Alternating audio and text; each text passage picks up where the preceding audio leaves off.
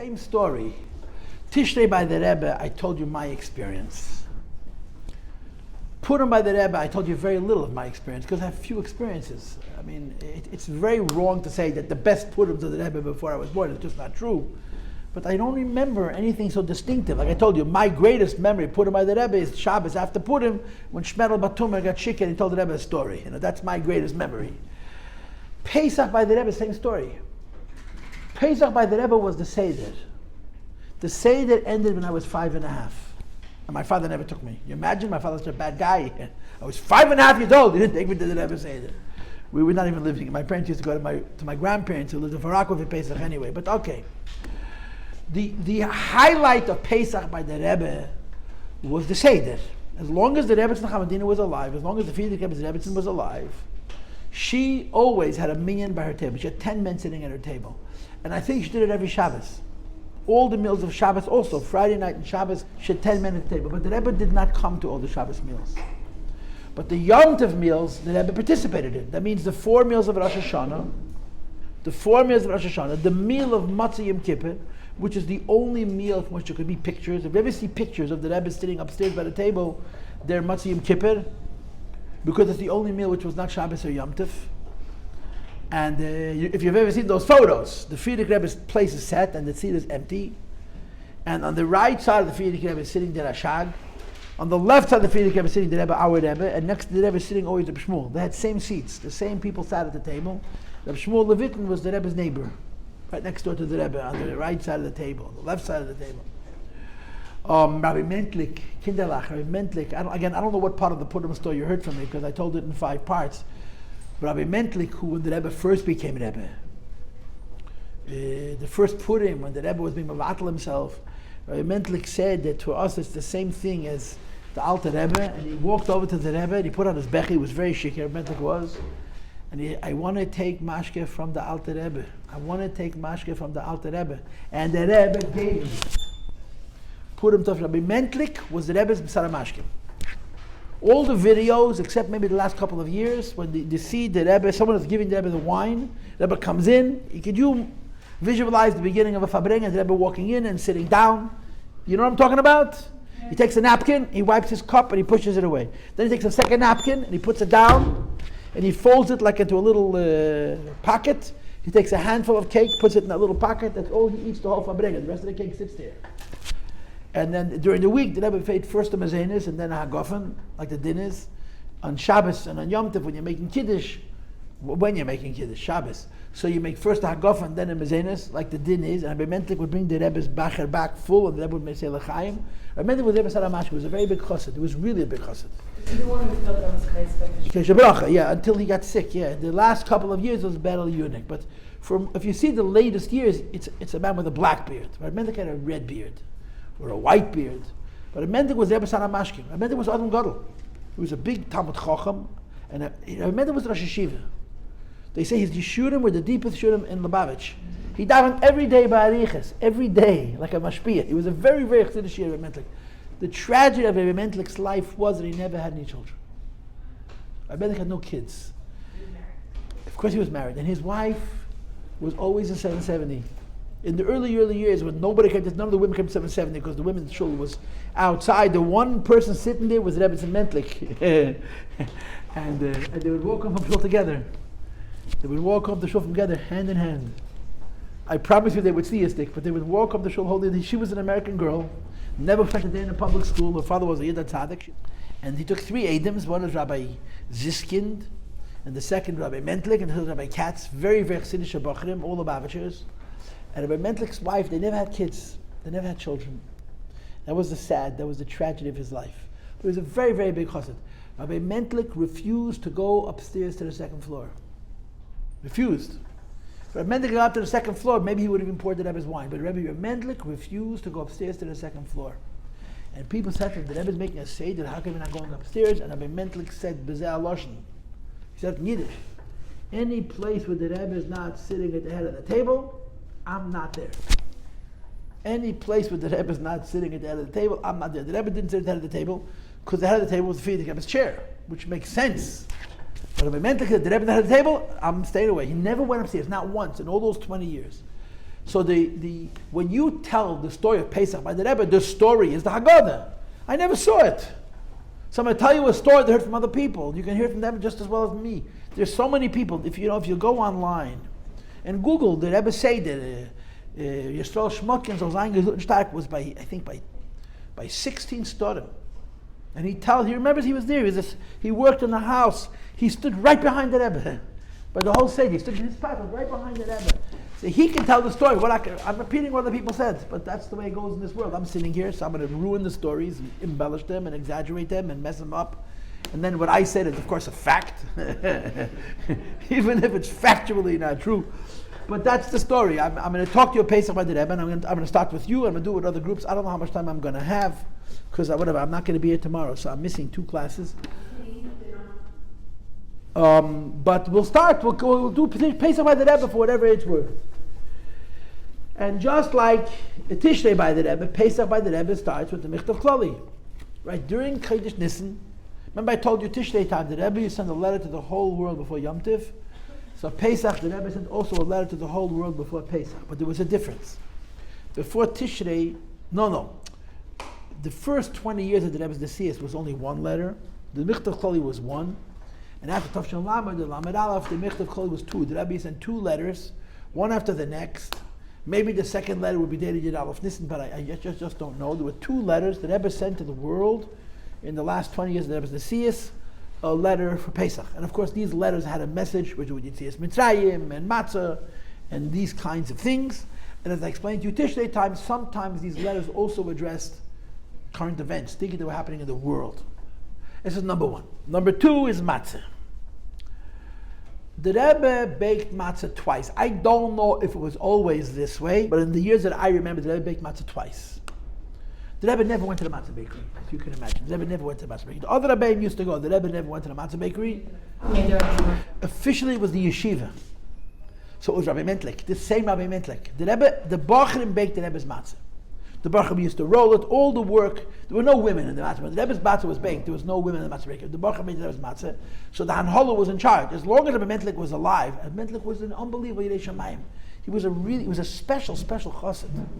He was in charge. When he got sick and he passed away, so Rabbi Zalman Lapkovsky, who was Rosh Hashiva, took over that schus. But for most of the years of the Rebbe's Nesius, the schus of matzah belonged to Rabbi Mentlik. It belonged to the yeshiva, and Rabbi Mentlik was the Rosh Hashiva. He was always the Rebbe's matzah. Why did the Rebbe bake matzah twice? The Rebbe baked matzah out of Pesach after Chatzos Hayom, after midday. Those are the matzahs that the Rebbe ate. And those are also the matzahs that the Rebbe used to give us, as I'm going to explain to you later, out of Pesach after Chatzos Hayom, after Mincha, the Rebbe used to give out matzah to everybody for the Seder. Which, by the way, is a Munkacha minig. It's not a Chabad minig. I've heard this from people, that the Rebbe was so connected to the Minchas Halazah, to the Munkacha Rebbe, who passed away in 1937, that the Rebbe adopted certain minhagim from the Munkacha that the earlier Rebbeim, including the Frierdiker Rebbe, did not do. Some people say that it was not a Chabad custom for the Rebbeim to give lekach. It was a Munkacha minig. And the Rebbe gave lekach. The Rebbeim didn't give Shliach Mitzvah geld. Shliach Mitzvah is not a Chabad custom. That when you travel, the Rebbe gives you money for Shliach Mitzvah. Somebody told me it's a Munkacha minig, and the Rebbe adopted it. But Matzah for sure, the Munkacha Rebbe, who lived just in the previous generation, the Rebbe had the highest esteem for him. The 2 G'daylim that the Rebbe used to quote from the Achreinim always, that were sort of on a pedestal by the Rebbe, to the exclusion of all others, were the Rogachover in Lomdus and the Munkache in Halacha Minig. The Rebbe had the highest regard for the Munkache Rebbe. But the Rebbe used to give matzahs. So Erev Pesach after Chatzos, which means 1 o'clock in the afternoon, they would bake the matzahs that the Rebbe himself would eat, and the matzahs the Rebbe would distribute to the people who were local. But the Rebbe used to send matzah overseas, particularly to Eretz Yisrael. Now there's no way you can bake matzah out of Pesach and the matzah should arrive in Israel on time. It's not possible. So the Rebbe baked Beis Nissan. Beis Nissan is the yahrzeit of the Rebbe Rashab. Beis Nissan is the day that the Frierdiker Rebbe's Nesius begins. The Nesius of the Frierdiker Rebbe starts. So the Rebbe used to bake matzahs Beis Nissan. And again, the Rebbe never went to the matzah bakery. The Rebbe never went to the matzah bakery. But the Hanholah, the yeshiva, used to bake matzah on the Rebbe's behalf. What was the Rebbe's Ishtatfus? I mean, you're supposed to participate in the matzahs begufei. What was the Rebbe's Ishtatfus? They had in 1770 a well, as you know, right? The same well that they used for Tashlach. And I don't know what they did before, but the Rebbe used to draw Mayim SheLunu. Right, what does Mayim SheLunu mean? Anybody know Mayim SheLunu? It's the waters from the... What is the title of the word Mayim SheLunu? Very, very good. You're supposed to say Mayim SheLunu, the waters that belong to us, and that was to make fun of you, right? Mayim SheLunu means the waters that slept, like Lino. Right? Linu, Poya, Laila, Mayim SheLunu, waters that slept. When you take water out of the ground, the water is hot. When it comes to matzah, we're cuckoo about chashash chometz, right? We're very crazy about the possibility of chometz. And by the way, you go to the matzah bakery, the biggest chashash chometz that you have your whole Pesach is when the matzah sit on those sticks 10 feet from an oven, which is 800 degrees hot, and they sit there and they sit there and they sit there. That's when they become chometz, but nobody says a word. The Rebbe told Rabbi Simpson, a papirul veniker, a papirul merer. I don't care if a paper more, paper less. Those matzahs shouldn't sit in those sticks by the oven. You put a matzah on a stick, put it in the oven. The guys are lazy. You could those long sticks, you could 5 matzahs on a stick, and the matzahs sit. The matzahs sit. Except for our movement. Huh? Except for our movement after mass. Right. And when it comes to heat, 80 minutes, the Shir Chimot, when it comes to heat, there's different rules. The Rebbe said the matzah only sitzen. But anyway, so one of the shtick that we have, and this is halacha Shulchan Aruch, you don't want to mix the flour with warm water because the chometz happens faster. So the water has to cool. So you draw it the night before, and it sits a whole night, the water cools. I mean, in the matzah bakery, they have a very, very simple solution. They put the water in a refrigerator. Isn't that exciting? But the halacha is you draw the matzah the night before, So the Rebbe used to draw the water the night before, and this they did by 770. And there's videos in the later years of the Rebbe coming from 770, and they would have these fancy glasses, and they would have a special hose, or the Rebbe used to rinse the glass, and he would pour the water into the barrel 3 times and say, thank you very much. It happened very quickly. When the Rebbe did Mayim SheLunu, we used to sing Keliyata. Now, why Keliyata? My assumption is, because at the end of the Seder, when the Rebbe used to pour the wine back into the Kesha, back into the bottle, it says in the Haggadah Shal Pesach that he would sing Keliyata. So I guess somehow it was decided, it makes sense to me, that the Seder had the connection to Keliyata. So when the Rebbe came to Mayim SheLunu, they used to sing Keliyata. Now it's Beis Nissan. Beis Nissan is the after the Shchedish. The Rebbe doesn't go to the early Shchedish. So the Rebbe came out before the sun set, and he poured Mayim SheLunu. But if Shchedish Nissan was on a Shabbos, no, how could it be? There's a way that the Rebbe would come late from the oil somehow. Maybe if Beis Nissan was on a Shabbos, could Beis Nissan be on Shabbos? If Beis Nissan's Tes Nissan's on Shabbos and Tezayin Nissan's on Shabbos, Tezayin Nissan cannot be Shabbos. There were occasions somehow that the Rebbe came after the Shkia, and the Rebbe wanted to know why they waited for him. You should have taken the water yourself. For some reason, the Rebbe came after the Shkia. He must have gone to the oil. I don't know what the context was. Maybe the Rebbe didn't bake Beis Nissan. But there were occasions where the Rebbe came late, and the Rebbe protested the fact that they waited for him to do Mayim SheLunu. He could have done it before the sun set. Al Yedei Acher. But it's one of the things to see in 770. If you were a Bach in 770, Beis Nissan, his Shchedish Nissan in the evening, you would hang around, and in the later years there was a lot of people. In the earlier years, probably people didn't even know what was happening, and they would come, whatever they did it, and they would fill up these a table, they would fill up these glasses, and this was the Mayim SheLunu, the water that the Rebbe used to bake matzah. That's the second thing. Now I'm going to talk to you more about the Rebbe giving matzah at a Pesach when I get to Erev Pesach. But I want to tell this one thing to you now, because this I think is important. Eretz Yisrael has an airline that's called El Al, right? El Al, straight to heaven. El Al, straight to Gan Eden. El Al, at some point, started to fly on Shabbos. Now, the Israeli airports are open Shabbos, because not all the flights that come into Yisrael are Israeli. They come from Egypt, Egypt Air, whatever it is. My daughters are traveling Turkish Air, so obviously Turkish landed at Yisrael, or whatever it is. Aeroflot, the Russian airline was flying into Yisrael, I don't know about now. Okay, but El Al did not fly on Shabbos. And the Rebbe used to send the matzah with El Al. Then El Al started flying on Shabbos, Kindelach, and the Rebbe sent his matzah to Yisrael with United Airlines. It was such a slap in the face. It was not only a slap in the face to El Al, it was a slap in the face to Israel. You're not keeping Shabbos, I'll send them to Goy. And you get these pictures, videos of the Rebbe by the library. There's videos there by the library. There was a wagon. It was boxes. It wasn't pounds. It was boxes of matzah. It was hundreds of pounds of matzah that the Rebbe sent to Eretz Yisrael, which would be distributed all over Eretz Yisrael to all Anash. The matzah came from the Rebbe would send it to Yisrael, and every community would get a package, I would imagine, and the leader of the community would give everybody a little piece. He took to the Seder, shtickle matzah, it came from the Rebbe. And El Al at one point stopped traveling on Shabbos. Now, the day he stopped traveling on Shabbos because the Lubavitcher Rebbe didn't send matzah with El Al, I doubt it. Mistam do other considerations, maybe do business considerations, maybe do enough from a Yid making enough noise, but at some point El Al decided that they're not flying on Shabbos, and as far as I know, it's still the case today. They don't fly on Shabbos, and the Rebbe started sitting again with El Al. I remember that story vaguely. It happened in the early memory, maybe in Aleph, and there's a picture where the El Al agent came to 770 and took a picture with the Rebbe as the Rebbe is sending the matzah. It was important to them. It was important to them. It meant something that the Rebbe is sending his matzah through them. It was really a slap in the face, a deserved slap in the face, but a slap in the face. Just as with the Israeli shipping, that the Rebbe forwarded the Israeli shipping. This was Israeli. They were flying on Shabbos. The Rebbe said, "There's more than one airline going to Israel. I can send the matzah through a goy." And when El Al stopped flying on Shabbos, the Rebbe said, "Okay, we'll go back to sending it El Al." It's a big deal. It's a big deal for Allah Zayten. Next, there was a tradition that on Yud Aleph Nissan, the Hasidim would give the Rebbe a bracha.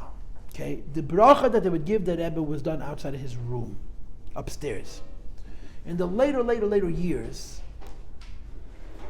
it was actually done downstairs in Zal. It was done in Shul after Ma'ariv. And I remember Zalman Gerari standing in front of the Rebbe in the whole Shul, and he giving the Rebbe a bracha. It's so emotional, giving the Rebbe a bracha for his birthday, especially after the Rebbe passed away. It was an incredibly emotional moment. And the Rebbe would stand with the ganze bittel. The Rebbe would stand and take the bracha.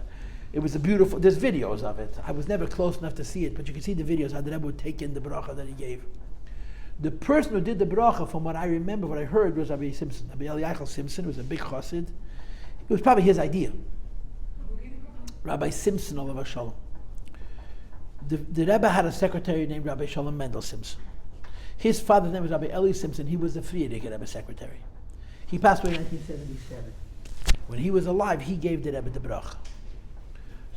The last couple of years of his life, he was physically ill, and he said, I'm not healthy enough to learn and daven. I don't feel worthy to give the Rebbe a bracha because I'm empty. In other words, when he was younger, he was healthy, he spent his whole day learning and davening. He spent the whole day learning and davening, then he gave the Rebbe a bracha. But if the guf doesn't let you learn and daven, the body doesn't cooperate, then you're verschlafen, then you can't concentrate, and so on and so forth. He felt that he was not the roy, so he didn't do it. So while he was still alive, the last couple of years, I think it was Moshe Pinchas Katz, Rabbi Katz, and by the way, for the record, Rabbi Katz was married to another one of those three sisters.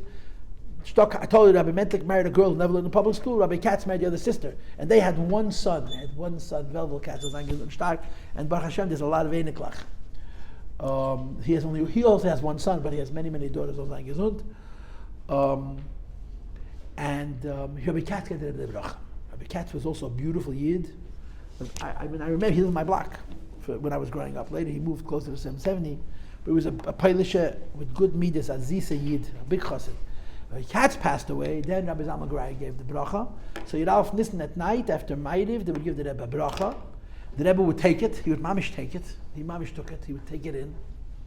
And then the Rebbe would answer the bracha. And you understand yourself, the Rebbe's answer to the bracha was a bigger bracha than any bracha anybody could have given the Rebbe. But it was one of the things that took place all the years from Tashin Yud Aleph, I'm assuming, that on the Rebbe's birthday, somebody would give, one of the Chassidim would give, on behalf of all of the Chassidim, would give the Rebbe a bracha. Now, as far as the celebration of Yud Aleph Nissan is concerned, as far as the celebration of the Rebbe's birthday is concerned, right? Girls, what is the first place in Lubavitch where the Rebbe's birthday appears? Good answer, but not the one I'm looking for.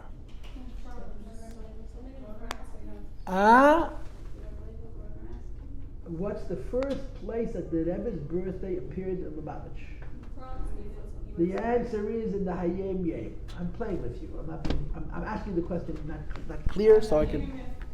The Rebbe, our Rebbe, wrote the Hayem Yem. He compiled it, and by his birthday, the Rebbe wrote, "B'yem ha'holedes ala adam lehizbeideid." ולעלי סטוטן בזכרני, make a cheshbon HaNefesh, והדברים שצריכים לתקן יושב ויסקנם. It's one of the shortest Hayom Yom. It's a line and a half. The Rebbe put that Hayom Yom on his birthday, right? The Rebbe made Hayom Yom. So the Rebbe entered into the Hayom Yom, the Yud Aleph Nissan, into the birthday. By the way, you're talking about the Muslim. Yud Aleph Nissan Tafshin Tes, right? When the Frierdiker Rebbe passed away, Yishvat Tafshin Yud. So it was the last Yud Aleph Nissan that the Frierdiker Rebbe and the Rebbe were physically alive in the same world. Tafshin Tes, right? Yud Aleph Nissan Tafshin Tes, there is a Mugadik Sikh on the Frierdiker Rebbe. The Frierdiker Rebbe spoke, the Sikh was edited, and it was printed for Pesach Tafshin Tes. And the date of the Sikha is Yud Aleph Nissan Tafshin Tes. And the Sikha of Yud Aleph Nissan Tafshin Tes, the Frierdiker Rebbe says that there's a Pnimi Atzmi Vort was a Rebbe gegeben mi Rebbe le Rebbe. There was a deep Atzmi Vort that was given over from one Rebbe to the next Rebbe. And the Rebbe, the Frierdiker Rebbe, publicly said this Vort. And our Rebbe printed it up right away for put him to Pesach Tafshin Tes. Yud Aleph Nissan Tafshin Tes, the last physical birthday of the Rebbe Zalgazun Zayin and the Rebbe Rayatzes Chaim Chayosef Al Mahdein, the Frierdiker Rebbe said a Sikha and he repeated a Vart that was given over from Rebbe le Rebbe. I always assumed that the Frierdiker said it to the Rebbe. And the Rebbe printed it right away for Tafshin Tes. He printed it, the Rebbe said Yud Aleph Nissan, it was printed 2 days later in a Kuntres. Right away for Pesach, that year, the Rebbe printed it right away. I've since heard there was a Sikha to Rabbi Kazanovsky. He went on a shlichus and he came back and the Frierdiker told him the Vart. You want the second place where Yud Aleph Nissan appears in the Bible literature is in the Sikha from the Frierdiker Rebbe on the Rebbe's birthday, the last physical birthday that the Rebbe celebrated on the Frierdiker Rebbe, Yud Aleph Nissan Tafshin Tes. And you can look at the Sikha up. It's hard. It's a very deep Sikha. It's hard to understand. But you'll see in the beginning it says the Frierdiker Rebbe said on the Rebbe's birthday, this is a Pnimi Atzmi Vart, was a Tzachibbe Geb me Rebbe le Rebbe. This is a deep Atzmi thought, which was given over, so to speak, in private to Rebbe. The Frierdiker Rebbe announced it to the whole world on the last Yud Aleph Nissan when he and the Rebbe were physically bepashtus on the same planet. So there's Yud Aleph Nissan. Okay, now, you mentioned the Rebbe Tzanchana, and you're very right about it. The Rebbe Tzanchana was incredibly concerned with the Rebbe's covet. The Rebbe Tzanchana was deeply dedicated to the honor of her son, whom she would call the Zun Zol Gezun Zayin. And she made sure that Chassidim know when the Rebbe's birthday was. She made sure to remind the Chassidim of the Rebbe's wedding anniversary. And she kept track of who celebrated it. If she would find out that you made a Fabring Yud Aleph Nissan and you made a kul on the table, you became a friend of hers. She really paid attention to which Chassidim were honoring her Zun Zol Gezun, and it was very important to her. And it's assumed, although it's not known for sure, that she probably is the one, as you mentioned, the young lady here, the voice, I don't know which voice it was, but whoever said it, that she probably made sure everybody knew when the Rebbe's birthday was, and she wanted to make sure that the Rebbe's birthday should be celebrated. So the Rebbe becomes a Rebbe, Yud Aleph Nissan Tafshin, Yud Shvat Tafshin Yud Aleph, right? Unofficially was a Rebbe Tafshin Yud. What happened Yud Aleph Nissan Tafshin Yud, I do not know, but I do know this, that the following year, Tafshin Yud Aleph, the Rebbe went to the oil, right? On your birthday, you go to the oil, right? The Rebbe went to the oil. When I was growing up, my birthday, I never went to the oil. I wrote the Rebbe a letter. Yeah. Now, unfortunately, or fortunately, or whatever the case is, we go to the oil. The Rebbe went to the oil. And before the Rebbe went to the oil, he sent Leibel Groner out to the Bacharim. Leibel Groner, in 1951, was 21 years old. He was a Bachar himself. And Leibel Groner was the Rebbe's shamus. He helped the Rebbe physically. And the Rebbe said to Leibel, Gezog the Bacharim, you all tell the Bachar, I'm going to the oil. Und sie will übergeben sich, or seinen Gerät übergeben sich mit an Emes, if they're prepared to become my Chassidim in earnest, they should write down the name, his name, mother's name. Shmon v'shemim. Ich will nicht monnen gedeles in the Tzuris, aber sie sollen wissen, dass nicht kein joke.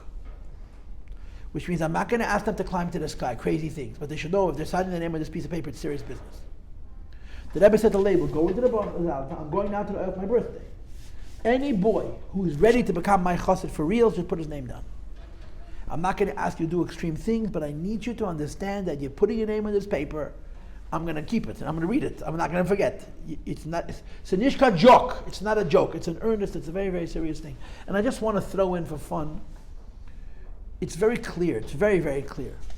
And the Rebbe had a different relationship with young Chassidim and older Chassidim. No doubt about it. When the Rebbe became a Rebbe, the Chassidim from the earlier Rabbeim, the Rebbe was much more reluctant to accept them. He said, your Rebbe is the Frierdiker Rebbe, your Rebbe is the Rebbe Rashab, leave me alone. But the Bachrim, the younger light, and the girls, there was no difference. The Rebbe was their Rebbe from the first minute. From the first minute, the Rebbe accepted the younger right away. And the Rebbe's relationship with Bachrim was very unusual. I heard this from more than one person, that if a Bachar wrote the Rebbe a letter, he got an answer every time. As soon as he became a Chassan, the Rebbe said to him, if you asked the Rebbe a question as a Bachar, the Rebbe had a unique relationship with the Bachrim and a unique relationship with the single girls. The moment you became what's called a Balabas or a Balabasta, the Rebbe treated you different. I heard this from people who know. The Rebbe, a guy told me every question I wrote, he answered. As soon as I became a chassan, as soon as I got married, he sent me to that off. I heard it from more than one person. There was a special relationship. So Tavshin Yud Aleph, the Rebbe went to the oil. There was no Fabrengen. The Rebbe was very, very tzniustic about his birthday. Tavshin Yud Beis, the Rebbe turned 50. The 50th birthday of the Rebbe called in to his room of Yom and Yonam of Chassidim. There were not that many people around. But he called in Elter Chassidim. I mean, who were the Elter Chassidim? Rabbi Shmuel, Rabbi Jacobs, Rabbi Simpson, maybe Rabbi Rifkin, Rabbi Kazanovsky, Rabbi Zalman Garari, Rabbi Shmuel. Zalman, of the important people. And they were talking important people. Don't kid yourself. They're important people. And a handful of Elter Bachrim. The Rebbe said by name which Bachrim to call. The Elter Bachrim. Amongst those Elter Bachrim was Rabbi Yael Khan, who was the Chayzer, of course. And in his room, the Rebbe said, when you turn 50, you say Kapitel Nun Aleph in Tilim. Kapitel Nun Aleph in Tilim has in it, right? Kapitel of Tilim you say every night by Kish Shalamit.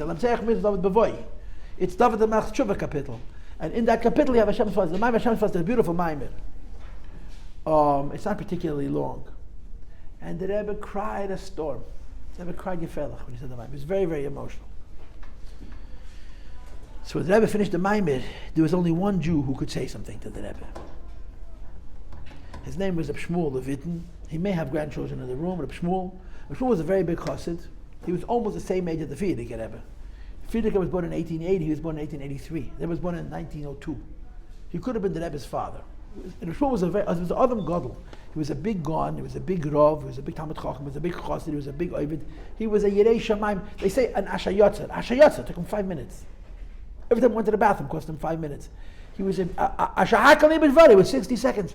Every bracha, and it wasn't that a problem with the words, you understand. He was a serious Jew from a very different age. You don't see people like Reb Shmuel around. And Reb Shmuel was the only person that after the Rebbe became Rebbe, there was the slightest resemblance to chatting, just to schmooze. The Frierdiker Rebbe used to call people in for chats. The Rebbe didn't do that till maybe the much later years. But Reb Shmuel was the one person who could have said something. So the Rebbe said this mime, and he cried up a storm. So the Rebbe finished, he told the Rebbe, Tashmeni Sasem B'Simcha. In Kapitel Nun Aleph, Kapitel Nun Aleph, David the Melch is doing tshuva. So some of the psukim are very, very bitter and sad, and some of the psukim are very, very happy. If you guys were last year here in Tanya, in Seminary Aleph, so Perek Chavav, the Alter Rebbe says that you say Simcha Achar Atzav. After you're sad, you have to be happy. And the only justification for the sadness is the happiness that comes after it. This kapitel is that pedic that the Arizal was masakin to say by taking chtzos.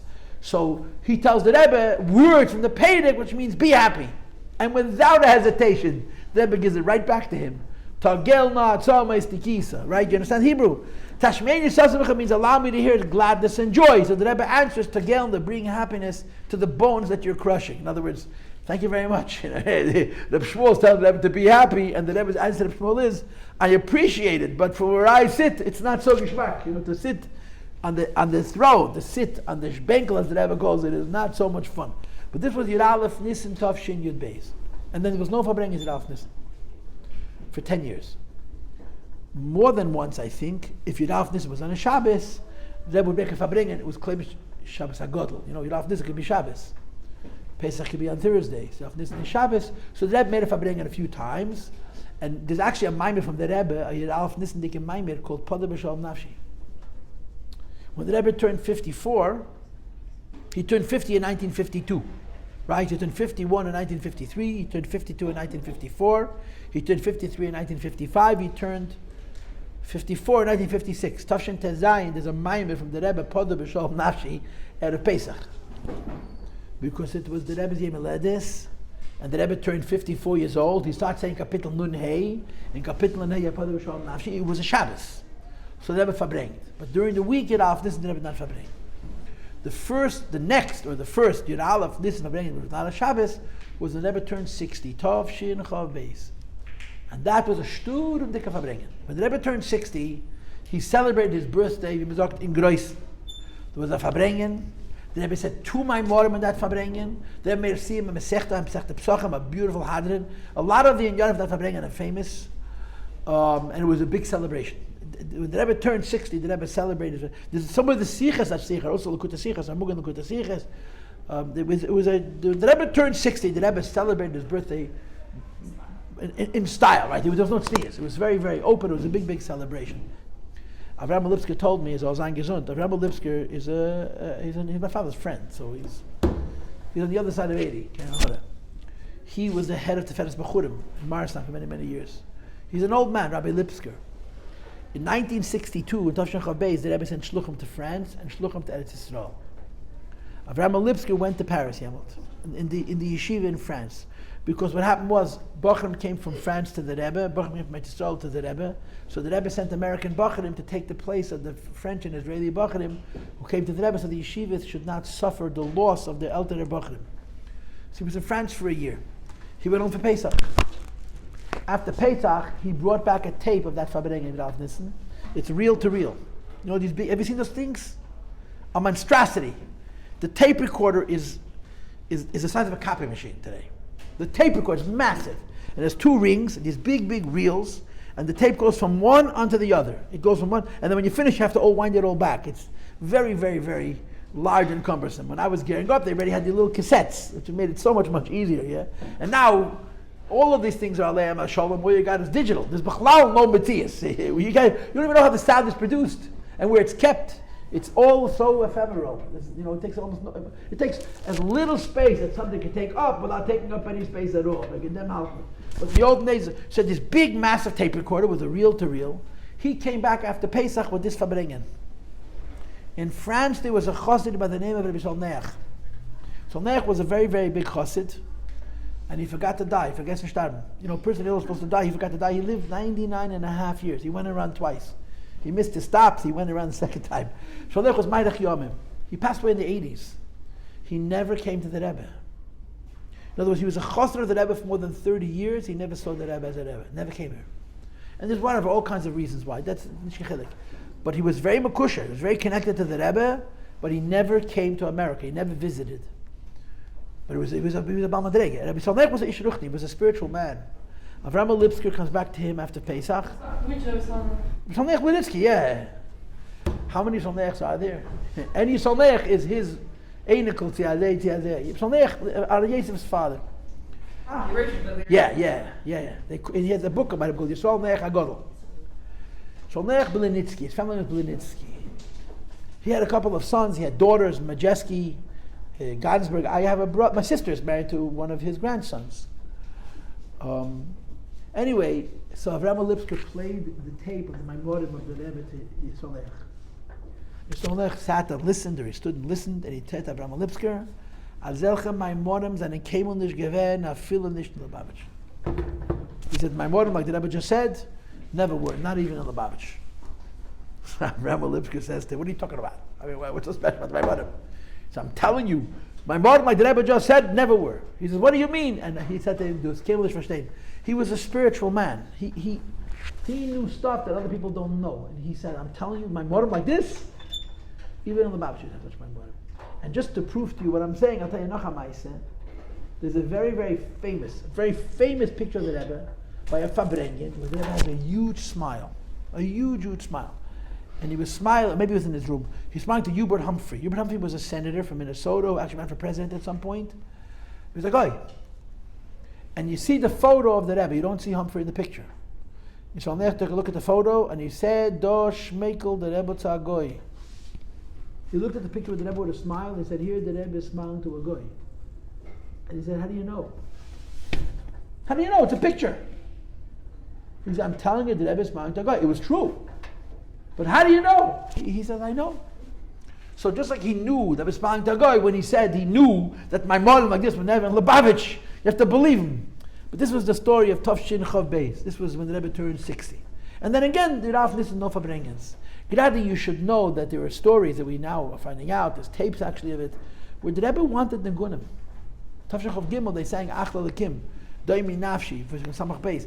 The Rebbe wanted that you sing a nigun for his Yom Haledes. I mean, it took a long time until people figured it out, but it's quite clear that the Rebbe liked the idea that Chassidim were singing a nigun connected to his Shana, to his year. The next Fabrengen in Aleph Nissan was Tafshin Lamed Aleph, where the Rebbe turned 69. He went into his 70th year. And this is the Mayim that everybody learns, Yud Aleph Nissan. Right? You ask the Lubavitcher Chassid, what's the Yud Aleph Nissan Mayim? What's the answer? V'yem Ashti Yosef. V'yem Ashti Yosef was Yud Aleph Nissan in the afternoon. I think it was before Mincha. It was a short Fabreng. And maybe it was after the Rebbe came from the oil even. I don't know. Yud Aleph Nissan, the Pasha went to the oil. It was a very short Fabrengen. Most of the Fabrengen was a Maimer. And when the 1971, when the Rebbe completed 69 years and he went to his 70th year, started saying Kapitel Ayin, the Rebbe made a Fabrengen, a short Fabrengen. The following year, Tafshin Lamed Beis, this is already the Tumul, Shnas HaShivim, it was a huge celebration. Everybody came, anybody who could came. The Rebbe spoke about it before, the Rebbe spoke about it Purim. The Rebbe said, people are writing me about sending me presents my Yom Haledes. The Rebbe said, you want to send presents Yom Haledes? Send me Chedushay Teira, send me Ayin and Teira. The beginning of any gift you could give me that's going to have a value to me is in Teira. That's on Teira. Purim Tafshin Lamed Beis, the Rebbe spoke about giving presents in Yud Aleph Nissan, and the Rebbe said, if you want to give me a matana that's meaningful to me, give me a matana which is connected to Teira. The first niggin is Kapitel Samach Tes. That means Tafshin Lamed Aleph. Every single nigga of the Lubavitch those days was the tune of Dayenu. When the Rebbe made Ufaratsta, every Dayenu, Shleima Kunyan. Shleima Kunyan. Dayenu was an old folk song, it's not a Lubavitch song at all. But the Kehiyelakim was Avada. This was the first time they made a niggin from the Rebbe. They took an old tune, and until 1972, they knew only one tune. There's a few nigunim. They have the tune of Dayenu, but then they sang about the Rebbe. They sang about the Rebbe. The following year, they sang Yossi, Yismechu, huh? They never sing that song anymore. But it is. But when I remember them singing this niggin. I guess I was here before, huh? Yeah. And then from that on, every year they made a niggin for the Rebbe. For more than 10 years, the niggin of the Rebbe was made by Shlomo Kunin, as far as I know, most of them. And he took old tunes. He didn't make original tunes. He took old tunes, and he put words to an old tune. The last one was Kapitel Pei Aleph. No, Pei. They're good. So starting Pei Aleph, those are already original tunes, and Kunim was out of the business because he can't read. But now Four. There are 4 Negunim right now. Yeah, I'll tell you in a second. But so beginning with Kapitel Pei Aleph, then they started making original tunes for the Rebbe, and there was a whole competition. Everybody made a niggin. So all the Menagnim made a niggin. Shalom Brochstadt made a niggin. There's a Yid Fight 11 made a niggin. There was a Yid label. There's a few people would make Negunim, and then they would have a team of judges. The Chazodim and Lubavitch, Avraham Fried, and Zalman Baumgart, they would sit down, they would go through the Negunim, and they would choose one. But this is interesting, Chavre. More than once, the Rebbe had more than one niggin. And the Chazarim would choose which niggin we're going to sing. By the Fabrengen, in Aleph Nissan, during the course of the Fabrengen, and until the middle mems, in the Maimed, the Rebbe would mention some of the psukim from his kapitel. I remember one year, they chose a niggin. What year it was, I don't remember, but I remember I was a Bach in Yeshiva. The Rebbe spoke a different psukim, and the niggin that was chosen was dumped out the window, and the other niggin that lost was chosen because the Rebbe spoke a different psukim. Do you understand? In other words, soft called soft, the Rebbe chose the niggin. A bunch of people wrote Negunim, and they would sing it weeks. The people were lobbying From after Purim, in the streets, you would hear this. Everyone wanted you to know their version of the niggin because they wanted to win the competition. So the chazanim would sit down and choose which niggin is going to win. Now they make 100 nigunim. Then it was phase 2 or 3 or 4. And then one year, they chose a niggin. And we started to sing it, Shabbos before Yud Nissan. And then the Fabrengen, the Rebbe spoke another psukim, and that niggin was never sung again by the Rebbe. And the niggin that was lost, because the Rebbe, they had the right psukim, that became the Rebbe's niggin. So you had to learn all 3 or 4. I never knew the niggin of this. It took me weeks. To learn a new niggin is not so easy. Some people have a chush. But it takes a long, unless you hung around 770 and you sang it and sang it and sang it. When they sang the new niggin with Yud Nissan, a small percentage of the Chevre knew it. Anyway, going back to the Fabrengen issue. So this is how it was by the Rebbe with the Nigunim. And by the way, the Rebbe very much appreciated it. The Rebbe used to say that's a kumentzu naya Nigunim. The Rebbe saw the Nigunim, the Chassidim and composing of his Yom as adding Pashat new Nigunim to Chabad, which was for the Rebbe very, very important. The big Yid Nissan by the Rebbe is Yid Lamed Beis. Shas Hashiv. And some people will say that if you would make a list of, let's say, 4 or 5 most important dates in the Rebbe's Nesias, one of those dates would be Yud this Tashlan Beis. Tashlan Beis was a watermark. Everybody came. Anybody could afford. Eretz Yisrael came plane loads. From all over the world people came. There were many people who came then that, maybe never came before. It was a big deal. The Rebbe turned 70. And by the Rebbe it was a big deal. And there was a Feidik of Fabrengen. The Fabrengen is on video. This Fabrengen you can now, they actually did digitalize it. They made it even better. You could see the whole Fabrengen on video. The excitement, the love that you Chassidim feel for the Rebbe and the Fabrengen of Lamed Beis, you could touch it. You could feel how excited they are. There was put a sach ava from the Chassidim to the Rebbe and the Rebbe to the Chassidim. It was a very, very special moment. And that Pesach, the Rebbe Fabrengen every day Pesach, 8 days. And he spoke on every single pasuk. The kapitel now is one kapitel. The Rebbe spoke on every single pasuk in the entire kapitel, and it's printed in the Sichos and they suffered. The Rebbe was Magia, all the Sichos on Perek Ayin, Perek Ayin Av, Magia, all this. There's 4 Nigunim. There's B'cha Hashem Chasisi, B'cha, and then Chemei Pesach Yisi, the Rav Matamach Seyes. Then there's Avoy B'Gvureis, and then there's Teranim, Nazef Vazai, right? There's 4 Nigunim with the same kapitel. There was a shturim that came out. And I gotta stop now, but I'll just say this, I'll continue with the next group. My dad, Fabrengen, and the Rebbe asked for a birthday present, which was very out of character. The Rebbe asked for 71 new mices. The Rebbe spoke how people are talking about he should retire. And the Rebbe says, retire, I'm taking on a bigger load. The Rebbe asked for a birthday present. And the birthday present was 71 new mices.